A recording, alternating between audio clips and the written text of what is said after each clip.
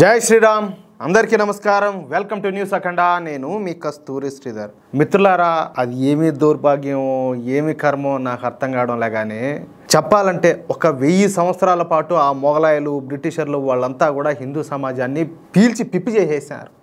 బలవంతంగా మతం మార్చారు, మన వాళ్ళ ప్రాణాలు తీశారు, మానాలు తీశారు, మన సంపద దోచుకున్నారు. వాళ్ళు చేసిన పాపాలు ఘోరాలు నేరాలు అన్నీ కాదు. స్వాతంత్రం వచ్చిన తర్వాత మనం ఏదన్నా బాగా బతుకుతామంటే అది లేకపోయా ఓడమ్మనా కూడది. ఈ కాంగ్రెస్ ప్రభుత్వం ఏమని చెప్పి అధికారంలోకి వచ్చిందో, ఒక ఆయన సపోర్ట్తో ఏమైనా ఆయన ప్రధానమంత్రి అయినాడో కానీ ఒక్కనాయకి ఎందుకులే, అది నా మాటలతో నేను చెప్పలేకుండా అంత దారుణం అయిపోయింది. ఈ దేశంలో మెజారిటీ ప్రజలైనటువంటి హిందువులు ఏదో అంటరాని వాళ్ళ నెట్టు చూస్తూ ఉంటుంది ఈ కాంగ్రెస్ ప్రభుత్వం. పేరుకే మెజార్టీలో మన బతుకులు మైనార్టీల కంటే అధ్వానం. చెప్పాలంటే మైనార్టీలే వాళ్ళకు ఏది కావాలంటే అది, ఎట్ట కావాలంటే అట్ట బతుకుతారు ఈ దేశంలో. అవునా కదా చెప్పండి మీరు. సరే, మన హిందువుల మీద ఈ కాంగ్రెస్ పార్టీ, కాంగ్రెస్ ప్రభుత్వం, కాంగ్రెస్ పెద్దలు చేసేటువంటి జులుం అంతా ఇంత కాదు. వాళ్ళు పెట్టేటటువంటి ఆ కఠిన చట్టాలు, అమ్మ నాయన దేవుడా, మాటలు సరికాదు. సరే, ఇదే క్రమంలో మన హిందూ సమాజాన్ని ఉక్కుపాతంతో అణగదొక్కడానికి వీళ్ళు అధికారంలో ఉన్నప్పుడు మతహింస నిరోధక బిల్లు అని చెప్పేసి ఒక బిల్లు తీసుకురావాలని చెప్పేసి తీవ్రంగా ప్రయత్నం చేశారు. ఓరే, ఇది ఎప్పుడుదో పాత న్యూస్ కదా, మళ్ళా ఎందుకు చెప్తున్నావు దీని గురించి అని చెప్పి మీలో చాలామంది అనుకోవచ్చు. ఇప్పుడు మన దేశానికి స్వాతంత్రం వచ్చి ఎన్ని సంవత్సరాలు అవుతుంది? సరిగ్గా 100 సంవత్సరాలు కూడా కాల. అప్పటికే ఎవరెవరు మన స్వాతంత్రం కోసం పోరాటం చేశారు, ఎవరైతే తమ ధనం మాన ప్రాణాలన్నింటిలో కూడా తృణప్రాయంగా అర్పించారనేది కూడా పూర్తిగా మర్చిపోయే స్థితికి వచ్చేసింది మన హిందూ సమాజం. చావదచ్చి ఒకడు ఎందుకులే, నేను బూతులన్నీ వచ్చేసాయి మాట్లాడడము. మన రక్తంలోనే వీరత్వం ఉండాలి, పౌరుషం ఉండాలి, పోరాట పటిమడాది. అట్టాడిది అహింస బొక్క బొసాడం అని చెప్పి ఎందుకు చాత్రాన్ని దద్దమ్మలు వేసి పెట్టాడో ఒక దరిద్రపుండా కొడుకు. ఇంకేం చెప్తాము? ఇంకా రాను రాను రాను రాను ఎంతసేపటికి స్వార్థం స్వార్థం స్వార్థం స్వార్థం కోసం ఆఖరికి కొంతమంది సనాతన ధర్మంలో పుట్టిన ముండా కొడుకులు కూడా వాళ్ళ పూర్వీకులు ఎంత గొప్పవాళ్ళు, వాళ్ళు ఏ త్యాగాలు చేశారో ఈ దేశం కోసం, ఈ పుణ్యభూమి కోసం అని చెప్పేసి అది కూడా మర్చిపోయి చివరికి మాతృదేశానికి ద్రోహం చేయడానికి కూడా సిద్ధపడిపోయినారు చాలా మంది. కొంతమంది అయితే చెప్పినా కదా, వాళ్ళ స్వార్థం వాళ్ళది. కేవలం అతి కొద్ది మంది మాత్రమే ప్రాణం చంపుకోలేక శక్తి సరిపోకపోయినా కూడా లేని శక్తిని కూడగట్టుకుంటా మరి పోరాటం చేస్తున్నారు దేశం కోసం, ధర్మం కోసం. ఏదో మనలాంటి వాళ్ళు ఏం చెప్పాలా? సరే, ఈ రోజు ఈ కాంగ్రెస్ ప్రభుత్వం అధికారంలో ఉన్నప్పుడు మన హిందూ సమాజానికి చేయాలనుకున్నటువంటి ఒక ద్రోహం గురించి మనం ఇప్పుడు మళ్ళీ మాట్లాడుకోవాల్సిన పరిస్థితి అయితే వచ్చింది. ఎందుకంటే మనోళ్ళు చాలా మంది, ఇప్పుడు నరేంద్ర మోడీ గారు ఇప్పుడు 11 సంవత్సరాలు అయింది ఆయన ప్రధానమంత్రిగా బాధ్యతలు స్వీకరించి.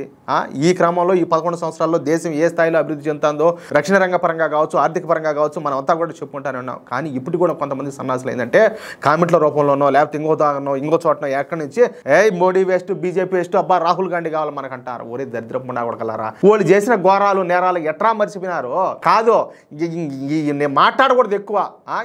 మీ బతుకులు జడ ఎట్లా అయినా స్వామి, కనీసం ఎవరు మీ కొంపలు కూల్చారో, ఎవరు మీ తల్లులు మానాలు తీశారో, ప్రాణాలు తీశారో, ఎవరు మీ ఆస్తులు దోచుకున్నారో, ఎవరు మూలంగా మీరు కట్టుబట్టలతో నిలబడాల్సి వచ్చిందో, ఎవరు మూలంగా మీరు వలస పోవాల్సి వచ్చిందో కూడా మీకు మర్చిపోతే ఇంకెట్రా నాయన, ఇంకెట్రా స్వామి.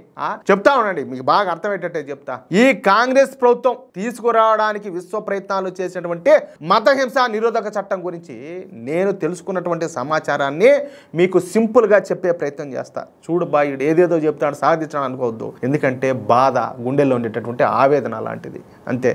ఈ మతహింస నిరోధక బిల్లు నిజంగానే అమలై గనక ఉండుంటే బహుశా హిందువులు ఇక ఈ దేశంలో బ్రతకలేకపోయి ఉండొచ్చు. నేను చదివి అర్థం చేసుకున్నంత వరకు ఇప్పుడు మామూలుగా ఈ ఎస్సీ ఎస్టీ అట్రాసిటీ చట్టం అంటారు కదా, అది కావచ్చు, ఈ గృహహింస చట్టం, అదేవిధంగా 498A లాంటిదే ఈ మతహింస నిరోధక బిల్లు కూడా. ఇది గనక అమలై ఉంటే హిందువుల బ్రతుకులు బజార్ను పడేటి. బీజేపీ ప్రభుత్వం 2014లో అధికారంలోకి వచ్చి ఉండకపోతే ఈ మతహింస నిరోధక బిల్లు ఈ పాటికి అమలైపోయి ఉండేది.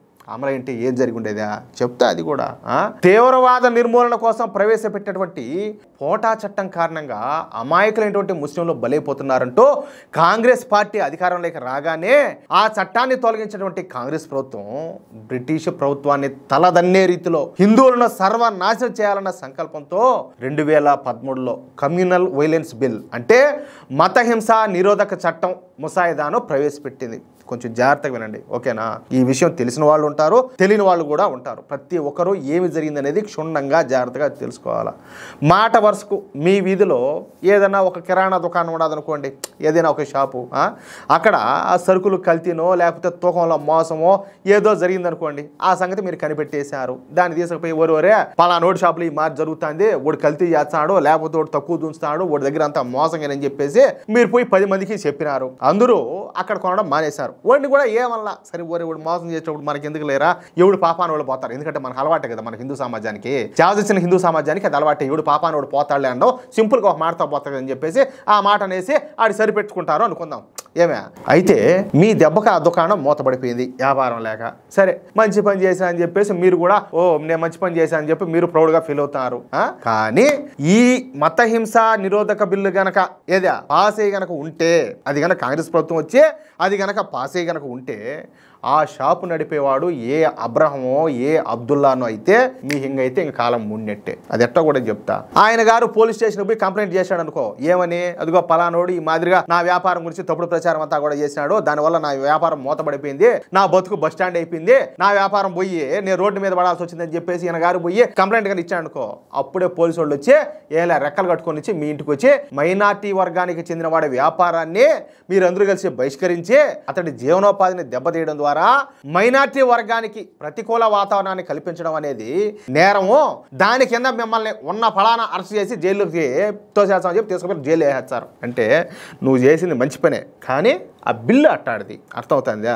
ఆ బిల్లు మతహింస నిరోధక బిల్లు అట్టాడిదనమాట. దాని వెనక ఎవరున్నది మీకు తెలుసు కాబట్టి, ఎందుకంటే మీరు చేసిన పని మీకు తెలుసు కదా. మీరు లేకపోతే మీ వాళ్ళు పరుగును పోయి ఆ ఎవడైతే ఆ వ్యాపారం చేస్తూ ఉంటాడో ఆ దొంగమండా కొడుకు వాడి కాళ్ళు గడుపులు పట్టుకొని, సరే వాడికి ఏదో తొలమో పొలమో ఏదో ఒకటి ఇచ్చి, సరేరా నాయన ఏదో తప్పు అయిపోయింది మూసుకొని నీ దగ్గర కొనుక్కుంటామనే సరిపోయిండు, ఈడేదో అంతా జనాన్ని అంతా కూడా ఏదో నిద్ర లేపాలన్నట్టు ఏదో ఈ మారి చేసేసినాడు, దానివల్ల సరే నీకు నష్టం జరిగింది, ఇది మా పొరపాటే, దానికి ఏదో మేము తొలమో పొలమో చెల్లించుకుంటామని చెప్పేసి ఏదో వాడి కాడికి పోయి ఏదో మేనేజ్ చేసుకుందాం అని చెప్పి ప్రయత్నం చేయొచ్చు. కానీ కొన్ని సందర్భాల్లో అది కూడా కుదరదు. అది కూడా చెప్తా. విచ్చలవిడిగా జరిగేటటువంటి మత మార్పిళ్ళు సైన్స్ లేవనో, లేకపోతే ఈ తీవ్రవాదం ఉండాలి కదా, ఇస్లామిక్ టెర్రరిజానికి సపోర్ట్ చేసే వాళ్ళని ఎదిరించాలనో, ఏదో మైనార్టీ విద్యా సంస్థ చేస్తున్నటువంటి అక్రమాల గురించి మీరు ఎప్పుడో ఎవరి ముందో ఘాటిగా మాట్లాడుండో, లేకపోతే మైనార్టీ మతస్థులతో ఏ లావాదేవీలోనో, లేక మీరు పనిచేసే చోటనో, లేక వ్యాపార పరంగానో ఒకవేళ వాళ్ళతో గొడవపడి ఉంటేనో, లేదా ఈ మైనారిటీలకు సరిపడనటువంటి హిందూ మత సంస్థలకు విరాళం ఇచ్చుంటేనో, ఏమే మీ కర్మగాలి. వీటిలో దేని గురించి ఫిర్యాదు అందినా కూడా పోలీసు వాళ్ళకు వాళ్ళ సరక్కా మీ ఇంటికాడికి వచ్చి నీకు ఏల బేడి లేసి దొబ్బకపోయి లోపల దొబ్బుతారు. అది జరిగేది. మైనార్టీ వర్గం పైన ద్వేషపూరిత ప్రచారం చేశావనో, లేదా మైనార్టీ వర్గానికి చెందినటువంటి వ్యక్తి పైన దౌర్జన్యం చేసినావనో, ఒకవేళ చేస్తానని బెదిరించావనో, లేకపోతే మైనార్టీ వర్గానికి ప్రతికూల వాతావరణం కల్పించేందుకు సహకరించావనో, వాళ్ళు గనక ఒకవేళ ఫిర్యాదు చేశారనుకో, కంప్లైంట్ చేశారనుకో, ఇదే మతహింస నిరోధక చట్టం కింద అర్జెంటుగా నిన్ను అరెస్ట్ చేస్తానని చెప్పేసి పోలీసులు క్లియర్ కట్గా చెప్పి వచ్చి అరెస్ట్ చేసి తీసుకుపోయి లోపలేస్తారు. అర్థమవుతుందా? ఎవడో ఫిర్యాదు చేసినంత మాత్రాన నేనే తప్పు చేసినట్టేనా? చేశానో లేదో కనీసం వాళ్ళు విచారించి నిర్ధారించాలి కదా, ఇంకా పోలీసు వాళ్ళు అందరూ ఉండేది ఎందుకు అని చెప్పి మీరు అనుకోవచ్చు. ఇప్పుడు దీనికి సూట్ అయ్యేటట్టు నేను ఒక ఎగ్జాంపుల్ చెప్తా. ఇప్పుడు ఈ వక్ఫ్ బోర్డు చట్టం ఒకటి ఉంది కదా, సరే ఇప్పుడు దాంట్లో సవరణలు తీసుకొచ్చింది మోడీ ప్రభుత్వం, సరే బాగానే ఉన్నది, దాన్ని కూడా చాలా మంది వ్యతిరేకించారు, ఇదంతా మీకు తెలుసు కదా. ఈ వక్ఫ్ బోర్డు చట్టం తీసుకొచ్చింది ఎవరు? దీనికి అపరిమిత అధికారాలు ఇచ్చింది ఎవరు? ఈ కాంగ్రెస్ ప్రభుత్వమే. ఈ కాంగ్రెస్ వాళ్ళే. వాళ్ళేంది, ఈ భూమి నాదంటే, ఈ ఇల్లు నాదంటే, ఈ ఆస్తి నాదంటే వాళ్ళది అయిపోతుంది. నువ్వు సుప్రీంకోర్టుకు పోయినా కూడా నువ్వేం పీకలేవు. ఎవడైతే దొబ్బేసినాడో నీ ఆస్తిని వాడు కనికరించి ఇచ్చితే తప్పితే మళ్ళీ ఆ ఆస్తి అయితే నీకు సొంతం కాదు. అర్థమవుతుందా? సేమ్ టు సేమ్ ఇక్కడ కూడా అదే జరుగుతుంది. ఎవడైతే కంప్లైంట్ చేసినాడో ఓడి దయదలిచ్చే తప్పితే నీ బతుకింగా ఏమిలా గొల్లగొల్ల నడువులు ఇరిగిపోయినట్టు, నువ్వు బతికే పనేలే. ఇంకా ఆ మారి ఉంటుంది దీంట్లో కూడా. మైనార్టీ వర్గానికి వ్యతిరేకంగా నేరం జరిగిందా లేదా అన్న ప్రశ్న వస్తే జరిగిందనే భావించాలని చెప్పేసి కాంగ్రెస్ పార్టీ తీసుకురావాలన్న కొత్త చట్టంలో 73వ సెక్షన్ అయితే చెప్తా ఉంది. అర్థమవుతుందా? నేరం చేయలేదని రుజువయ్యేదాకా నిందితుడు నేరం చేసి ఉంటాడనే అనుకోమని చెప్పేసి 74వ సెక్షన్ చెప్తుంది. చూడండి ఎంత పక్కాగా, ఎంత ప్రీ ప్లాన్డ్గా మనల్ని చేసేదానికి వాళ్ళు ఎంత మంచి స్కెచ్ చేశారో ఒకసారి ఆలోచించండి. నీ మీద ఫిర్యాదు వచ్చింది కాబట్టి నువ్వు నేరం ఖచ్చితంగా చేసినట్టే, నిన్ను అయితే బొక్కలో ఖచ్చితంగా 100% తోయాల్సిందే అంటారు పోలీసు వాళ్ళు. అది విని సరే మీ మైండ్ అయితే ఇలా బూమ్రాంగ్ ఏంటో బుర్ర గిర్రమని తిరుగుతుంది అనుకుందాం. మామూలుగా అయితే నేను మా లాయర్తో మాట్లాడతా, ఏం చేయాలో ఆలోచించి మీ దగ్గరకు వచ్చా అని చెప్పి ఏదైనా ఇప్పుడు ప్రస్తుతానికి ఏంటంటే ఇప్పుడున్న మనం ఏదైనా సపోజ్ తప్పు చేసాము అనుకుందాం, పోలీస్ స్టేషన్ నుంచి ఫోన్ వస్తుంది, అయ్యా ఇది నీ మీద పలానా వాళ్ళు కంప్లైంట్ చేశారు, పలానా విధంగా రమ్మని చెప్పి చెప్తాం. సరే నువ్వు మధ్యాహ్నానికి రా, సాయంత్రానికి రా అని నువ్వేం చేస్తావు, సరే సార్ వస్తాను అని చెప్పి చెప్తావు. లేదంటే మీ లాయర్నో ఎవరు పెద్ద మనసులో దొడుకుమేదానికి ప్రయత్నం చేస్తావు. ఆ పప్పులన్నీ ఉడకవు. అర్థమవుతుందా? ఈ చట్టం కిందకి వచ్చే ఏ నేరమైనా కూడా కాగ్నిజబుల్ అఫెన్స్ అనమాట. అంటే నిన్ను వెంటనే అరెస్ట్ చేయాల్సిందే, మరో మాటకైతే తావులేదు. ఒకవేళ మీరు అనుకోవచ్చు ఏది నన్ను తీసుకుపోయి లోపలేసా కూడా మా లాయర్ వచ్చాడులే, మా లాయర్ వచ్చి బెయిల్ ఇచ్చాడని చెప్పేసి. ఈ కేసుల్లో బెయిల్ కూడా ఎవరు ముందు పాయంగా లోపలికి పొమ్మని చెప్పి మెడకాయ పట్టుకొని లోపలికి వచ్చారు, బెయిల్ కూడా రాదు. ఇక ఇంక తప్పనిసరి పరిస్థితుల్లో ఇంకా లోపలికి పోవాల్సి వస్తుంది, ఏం చేయాలో దిక్కు తెలియదు. మొత్తం అంతా కూడా ప్రపంచం అంతా కూడా తలకిందులైనట్టు కనపడుతుంది, మీకు ఏడుపు వచ్చాది. కనీసం నా మీద కంప్లైంట్ చేసింది ఎవరో చెప్పండి, పోయి వాళ్ళ ఖాళీనా పట్టుకుంటానని చెప్పి అనుకోవచ్చు. ఏది చెప్పినా కదా, మీ మీద తెలియకుండా ఎవడైనా పోయి కంప్లైంట్ ఇచ్చియా, ఓడియడం లేదు దానికి ఊరు పేరు అని కూడా ఎవడైనా పోయి కంప్లైంట్ చేయొచ్చు, దానికి కూడా అవకాశం లే. బాధితుడు ఎవరన్నది ఎవరికి తెలియనివ్వకూడదని చెప్పి కూడా ఈ కాంగ్రెస్ ప్రభుత్వం తీసుకొచ్చినటువంటి 40 సెక్షన్ రూల్ అనమాట. అర్థమవుతుందా? దానికి కూడా ఒక రూల్ ఉన్నది. అంటే నీ మీద ఎవడు కేసు పెట్టాడో కూడా తెలియదు, నీ బతుకంగా నీకు ఎవడు చెప్పుకోవాలో కూడా తెలియదు. నీకు బెయిల్ రాకపోయా, నువ్వు జైలు చేయాల్సి వచ్చా, నీ మీద ఎవడు కేసు పెట్టాడో తెలియదు, ఎవడు కంప్లైంట్ చేశాడో తెలియదు, ఏమీ తెలియదు. పోనీ మీ ఏడుపుకు దయ తెలుసో, మీ వాళ్ళకం గమనించో, వాళ్ళని వీళ్ళని ఎవరినో ఎంక్వైరీ చేసో, లేదా మీకు అంతటి నేరం చేసి అంత సీన్ లేదని చెప్పేసి ఆ పోలీసు వాళ్ళు ఏదో కన్ఫర్మ్ చేసుకొని మిమ్మల్ని వదిలేద్దాం అనుకున్నారనుకోండి, అయినా కూడా మీ కష్టాలు జరగవు. దీనికి కూడా ఒక తిరకాసు ఉండాలి. ఇది పసలేని ఫిర్యాదు అని చెప్పేసి పోలీసులో మీ ఆ కంప్లైంట్ ఏదైతే ఉండదో దాన్ని తీసుకుపోయి చెత్తబుట్టలో పడడానికి కూడా వీళ్ళ. ఈ కంప్లైంట్ పైన దర్యాప్తు ఎంతవరకు వచ్చింది, ఎవరిని అరెస్ట్ చేసింది, ఛార్జ్ షీట్ ఎప్పుడు పెట్టేది, ఎప్పటికప్పుడు ఈ కంప్లైంట్ ఎవరైతే చేస్తారో వాళ్ళకు రాతపూర్వకంగా మొత్తం కూడా సబ్మిట్ చేయాలని చెప్పేసి ఈ 69 సెక్షన్ ప్రకారం దర్యాప్తు అధికారి పైన ఉంటుందన్నమాట ఈ బాధ్యత అంతా కూడా. అర్థమవుతుందా? నాకు తెలిసినంత వరకు ఇదే, ఇంకా చాలా ఉన్నది చెప్తా. అరెస్ట్ చేయలేదు, ఏమే ఛార్జ్ షీట్ పెట్టలేదని చెప్పేసి పోలీసులు అంటే బాధితుడు ఊరికేడు ఏకంగా సరికొత్త ఈ నేషనల్ అథారిటీకో లేకపోతే స్టేట్ అథారిటీకో పోతాడు. ఒక్కో అథారిటీలోనూ 7 మంది మెంబర్లు ఉంటారు. అయితే వాళ్ళందరూ కూడా మైనార్టీ వర్గానికి చెందిన వాళ్ళే ఉంటారు. అంటే ఇప్పుడు వక్ బోర్డుకి ఎట్టయితే అపరిమిత అధికారాలు ఇచ్చి ఒకవేళ నా స్థలం పోయింది, నా ఆస్తి మీరు దోచుకున్నారని చెప్పి నువ్వు మొత్తుకున్నా కూడా ఎట్లయితే వక్ బోర్డు నీకే ఏదైనా చేయాలనో అదే విధంగా ఏడా అంతే. ఇక్కడ ఉండే వాళ్ళు కూడా వాళ్లే ఉంటారు కాబట్టి వాళ్ళు నువ్వు తప్పు చేయలేదని చెప్పేసి వాళ్ళు ఏదో నిన్నేదో దయ తెలిసి ఏదైనా వదిలిపెడితే బయటకు వచ్చావు, లేదంటే ఇంకేమిలే కథ మాడికి అయిపోయినట్టే. ఎందుకంటే వాళ్ళ చేతిలో ప్రభుత్వాలనే ఫుట్బాల్ ఆడగలిగే అంతటి అధికారాలు ఉంటాయన్నమాట. ఆ విధమైన పవర్స్ కట్ పెట్టాలని చెప్పి ట్రై చేసింది ఈ కాంగ్రెస్ ప్రభుత్వం. సరే సీన్ కట్ చేస్తే ఏ మహాద్భుతమో జరిగితే తప్ప మీకు 3 ఏళ్ల నుంచి యావజ్జీవం వరకు ఈ జైలు శిక్ష అదే విధంగా భారీ జరిమానా అయితే గ్యారంటీగా పడుతుంది, దాంట్లో తప్పించుకునే అవకాశమే లేదు. అంటే నువ్వు ఏ తప్పు చేసినావో కూడా నీకు తెలియదు, ఏలా నీ మీద ఎవడినా కక్షి కట్టైనా కూడా పోయి ఒక కేసు పెట్టా అంటే నీ బతుకు బస్ స్టాండ్ అయిపోయినట్టే.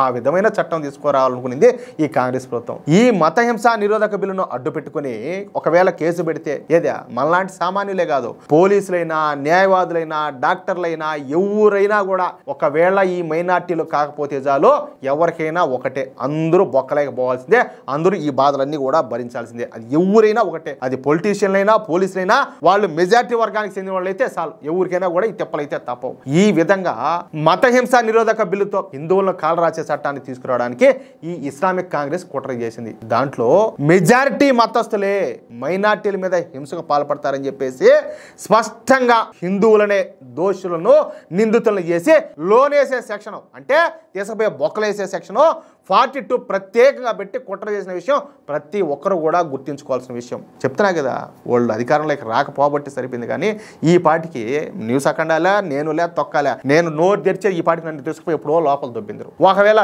మీరు కామెంట్లు పెడతా ఉంటారు కదా అది ఇది అని చెప్పేసి మీ మీద ఎవడన్నా చూసి మీ మీద కండేసి మీ మీద కంప్లైంట్ ఇచ్చా కూడా నాకు మీరు తోడొచ్చారు. అర్థమవుతుందా? ఎవడు మాట్లాడేదానికి లే. అంతెందుకే ఆ స్వామి, శ్రీరామనవమి వచ్చింది, వినాయక చవితి వచ్చింది, దసరా వచ్చింది, దీపావళి వచ్చింది, లేకపోతే నీ ఇంట్లో నువ్వు సత్యనారాయణ స్వామి వ్రతం చేసుకోవాలి చేసుకోవాలనుకుంటావు లే, నీ ఇంటి పక్కన కాదు, నీ పక్క ఇదిలో నీ ఊళ్ళో ఎవడైనా ఉంటే మైనార్టీలో వాళ్ళపై నువ్వు పర్మిషన్ అడగాల. అయ్యా ఈ మారి మేము పండుగ చేసుకోవాలనుకుంటున్నాము, మేము ఈ మారి చేసుకోవాలనుకుంటున్నాము, మీకేం ఇబ్బంది లేకపోతే మేము చేసుకుంటాం అని చెప్పేసి నువ్వు వాళ్ళ పర్మిషన్ అడిగితే వాళ్ళు నో అబ్జెక్షన్ లెటర్ ఇస్తే దాన్ని తీసుకుపోయి నువ్వు పోలీస్ స్టేషన్లో సబ్మిట్ చేస్తే అప్పుడు నీకు పర్మిషన్ వస్తుంది. అక్కడ కూడా ఏంటంటే గంట సౌండ్ కూడా వినపడకుండా నువ్వు ఇంట్లో పూజలు చేసుకోవాలా. అర్థం అవుతుందా? అప్పటికి నీకు క్లారిటీ వస్తుంది నువ్వు భారతదేశంలో ఉండవా లేకపోతే పాకిస్తాన్లో ఉండవా బంగ్లాదేశ్లో ఉండవా, నువ్వు యాండావు అనేది. అర్థం అవుతుందా? ఇప్పుడు ఈ సౌదీ, కువైట్, బహ్రెయిన్, ఖత్తర్ లాంటి దేశాల్లో కొన్ని దేశాల్లో ఏంటంటే గుళ్ళు గోపురాలు అవన్నీ ఏముండవు. ఎవరైనా మనోళ్ళు ఆడ బతుకు తెరువు కోసం ఆడికి ఆడికన్నా పోయినా కూడా దొంగతనంగా ఏదైనా చిన్న ఫోటోలు ఏమైనా పెట్టుకొని దండం పెట్టుకోవాలి. స్వామి స్వామి స్వామి స్వామి నన్ను కాపాడు స్వామి, నా దేశాన్ని కాపాడు స్వామి, నా వాళ్ళని కాపాడు స్వామి అని చెప్పి నువ్వు దండం పెట్టుకోవాలా. సేమ్ టు సేమ్ నువ్వు పూజ చేయాలన్నా కూడా దొంగతనంగా మన దేశంలో పూజలు చేసుకోవాల్సిన పరిస్థితి వచ్చేది. అలాంటి బిల్లును ఈ కాంగ్రెస్ పార్టీ తీసుకురావాలనుకునేది. మన టైం బాగుండి బతికినాం ఇన్ని రోజులు. ఏమే ఒకవేళ రేపేదైనా గడ్డి తిని మళ్ళీ కనుక మనం ఆ కాంగ్రెస్ పార్టీకి ఓట్లేసి దాని కనుక గెలిపించానుకో, ఇది కాదు దీన్ని జేజ్నా లాంటి బిల్లులు తీసుకొచ్చాది. దానికంటే మనము ఇంకా నా మాటలతో నేను చెప్పనులే, బతికినా ఒకటే ఇంకా లేకపోయినా ఒకటే. లేకపోతే ఏంది ఏం పాపం చేశారు ఈ దేశంలో హిందువులా?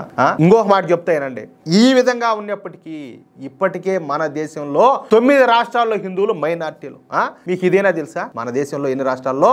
ఏకంగా 9 రాష్ట్రాల్లో హిందువులు మైనార్టీలుగా ఉన్నారు. కానీ ఆయా 9 రాష్ట్రాల్లో ఈ మైనార్టీలకు దక్కాల్సిన హక్కులేవి కూడా అక్కడున్న హిందువులకు వర్తించవు. సరే ఇదన్నా తెలుసా? మామూలుగా అయితే మైనార్టీలకు అంటూ హక్కులు ఉంటాయి కదా, 9 రాష్ట్రాల్లో మైనార్టీలు కదా, మరి వాళ్ళకి ఆయా హక్కులన్నీ దక్కాలి కదా, కానీ దక్కవు కూడా.